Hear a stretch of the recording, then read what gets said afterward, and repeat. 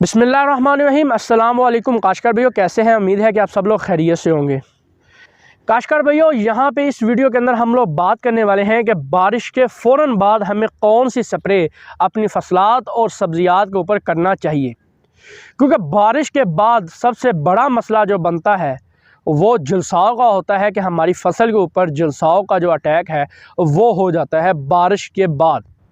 क्योंकि बारिश के बाद फफूंदी को एक ऐसा साजगार माहौल मिल जाता है जिसमें वो अपनी ग्रोथ करना शुरू कर देती है और उससे फिर हमारी फसल के ऊपर बीमारी आना शुरू हो जाती है, जो हमारे लिए नुकसान का बायस भी बनती है।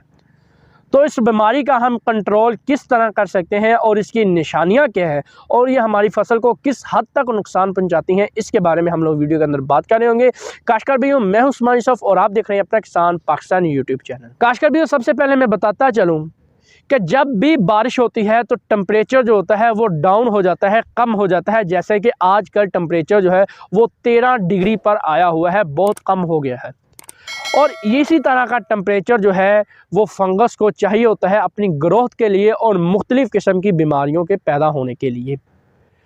अगर बात करें गंदम की जाए तो गंदम के ऊपर बारिशों के बाद कुंगी की जो बीमारियां हैं, रस्ट की, वो हमलावर हो जाती हैं। और सबसे ज़्यादा अगर हम पूरी क्रॉप्स यानी कि हमारी उसमें वेजिटेबल, हमारी वीड, मकई, जितनी भी हमने क्रॉप्स खड़ी हैं, आलू खड़ा हुआ है मेन, या हमारा टमाटर है, उसके ऊपर सबसे ज़्यादा जो अटैक होता है बारिश के बाद वो झुलसाव का होना शुरू हो जाता है, जिसे हम लेट ब्लाइट भी बोलते हैं। तो काश्तकार भाइयों, लेट ब्लाइट की वजह से हमारी पैदावार के अंदर बहुत ज़्यादा कमी वाक़या हो जाती है, जिससे हमारा बहुत ज़्यादा नुकसान भी हो जाता है। लेट ब्लाइट हमला कुछ इस तरह से करती है कि ये पौधे के ऊपर हमलावर इसके जो सफूज होते हैं वो आके गिरते हैं और वहाँ से जैसे उसे साजगार माहौल मिलता है वो फैलना शुरू हो जाते हैं, पौधे के अंदर चले जाते हैं। वहाँ पे जाके जो पौधे का खुराक बनाने का अमल होता है उसको सुस्त कर देते हैं, रोक देते हैं, और जो बनी हुई खुराक होती है उसको वो खुद लेना स्टार्ट कर देते हैं, जिससे वो अपनी नस्ल को आगे बढ़ाते हैं। और हमें उसका जो हमला है वो हमें उस वक्त दिखाई नहीं देता। अगर आपने टमाटर, करेला, कोई भी आपकी सब्जियात है, फसल है, अगर आपकी फसल के ऊपर लेट ब्लाइट का अटैक हो गया है तो आपको उस वक्त नहीं पता चलेगा। अटैक के चंद रोज़ बाद आपको इसका पता चलेगा कि हमारी फसल के ऊपर लेट ब्लाइट का जो हमला है वो हो चुका है।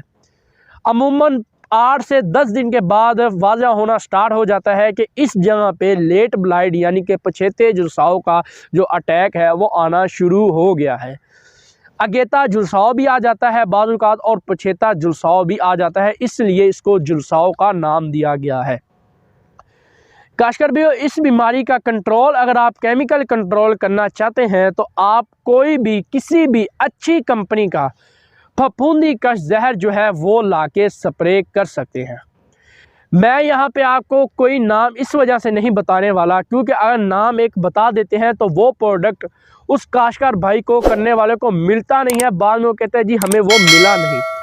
तो आप किसी भी अच्छी कंपनी का, चाहे सेजेंटा का, कैंजो का, बायर का, जिस मर्जी ग्रुप का आप लाके कोई भी अच्छा फफूंदी का जहर, जैसे कि बायर का इलियट है, इस तरह का कोई भी जहर लाके आप उसकी मिकदार को देखते हुए आप स्प्रे कर दें, इंशाल्लाह आपकी फसल में से झुलसाव का ख़त्म हो जाएगा। और अगर वैसे ही आप इसका केमिकल कंट्रोल नहीं करना चाहते तो एक स्प्रे बारिश के फ़ौरन बाद हिफाजती तौर पे आप लाजमन कर दें।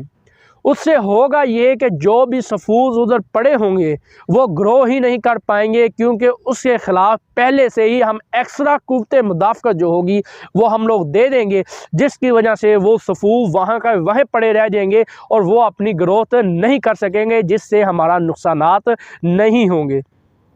लेट ब्लाइट का ज़्यादातर अटैक आलू और टमाटर की फसल के ऊपर सबसे ज़्यादा देखने को मिलता है। तो इसलिए आलू के जो काश्तकार भाई हैं वो लेट ब्लाइट के बचने के लिए एक स्प्रे हिफाजती तौर पे ज़रूर करें। और अगर आपकी फसल के ऊपर लेट ब्लाइट का अटैक हो जाता है तो उसका आप जल्द अज जल्द स्प्रे करके आप अपनी फसल को रिकवर करें, जिससे आपका ज़्यादा नुकसान ना हो सके। काश्तकार भैया, उम्मीद है कि आपको वीडियो समझ आ गई होगी। ये वीडियो यहाँ तक की थी। मिलते हैं अपनी नेक्स्ट किसी और वीडियो में, तब तक के लिए दुआ में याद रखिएगा। अल्लाह हाफिज़।